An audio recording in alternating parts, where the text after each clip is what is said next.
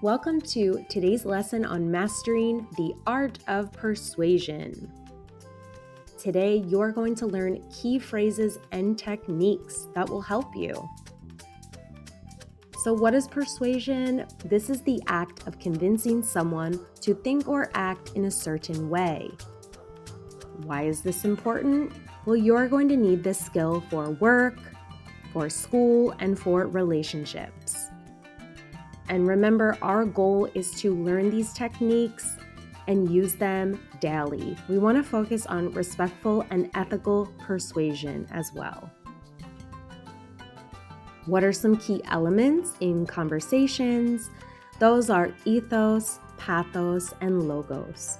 Ethos refers to establishing credibility, pathos, appealing to our emotions, and logos, this is when we're using logic and reason, active listening skills, empathy and understanding, and clear and confident communication.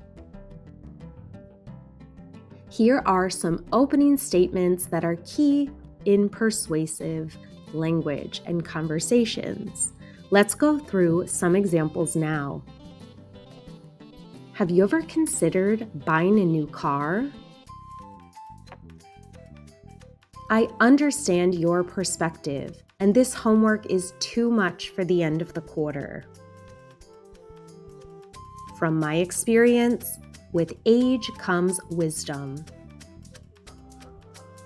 Research shows that we are very close to finding a cure for the disease.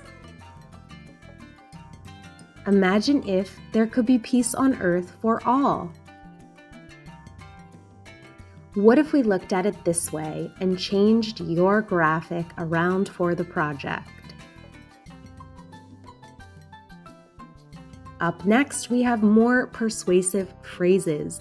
These are specifically for building agreement in a conversation. Let's look at some examples. We both agree that our new improvement plan will begin next week. As you mentioned earlier, this will be helpful for you to buy a home in the future.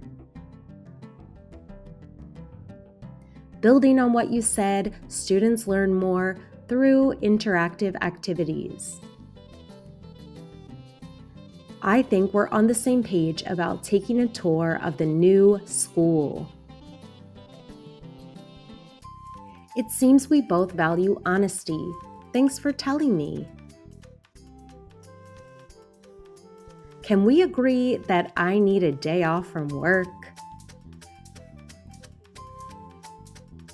Okay, and finally, we have some persuasive phrases for addressing concerns that could come up in a conversation. Let's look at examples. I hear your concern about the project coming together. Let's explore that further. That's a valid point. Have you thought about the fact that maybe you need glasses? I understand why you might feel that way. Consider this. I can't always say yes to you. Let's look at some alternatives that address your concern about your grades.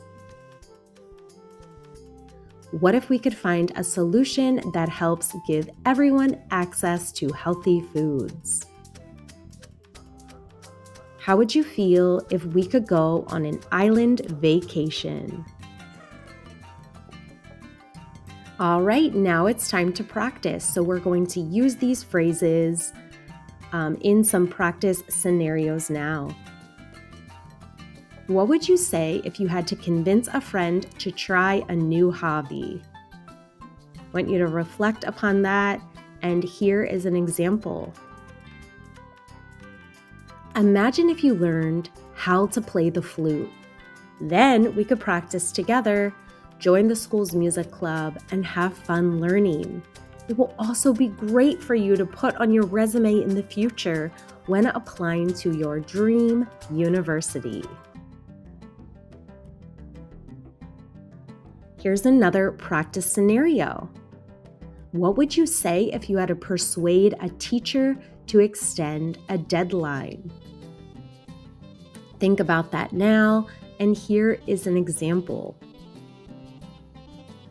Have you ever considered extending the deadline for students on this particular assignment? I think more students will turn in higher quality work if we had more time to complete the work. And another practice scenario could be encouraging a sibling to help with chores. What would you say to them? Here's an example. Imagine if we both did the chores today. Then I could help you with your basketball practice after school. You help me, and I can help you. And this is our final practice scenario. What would you say if you had to convince your parents to allow a weekend trip? An example of this would be, research shows that kids who are encouraged to step out of their comfort zone and experience new places are known to display higher levels of confidence and independence. What do you say to a weekend trip? All right, here's some tips for ethical persuasion. Remember to be honest and transparent. Be respectful of others' opinions and choices. Always avoid manipulation or pressure. Be prepared to compromise. Know when to step back when the other person is not interested, and use persuasion for positive outcomes. In conclusion, practice regularly in everyday situations and reflect on your successes and focus on areas for improvement. In addition, continually expand your vocabulary and knowledge. This will help you become a skilled persuader. Remember, persuasion is about finding a mutual benefit. The goal is to become confident and respectful. And some next steps for you is to practice some role play exercises in your English classes and use that real world application. So practice in the real world. Always remember, our words are powerful. Don't forget to come back for more learning soon. And if you enjoyed this video, don't forget to like and subscribe to our channel ESL Class for You.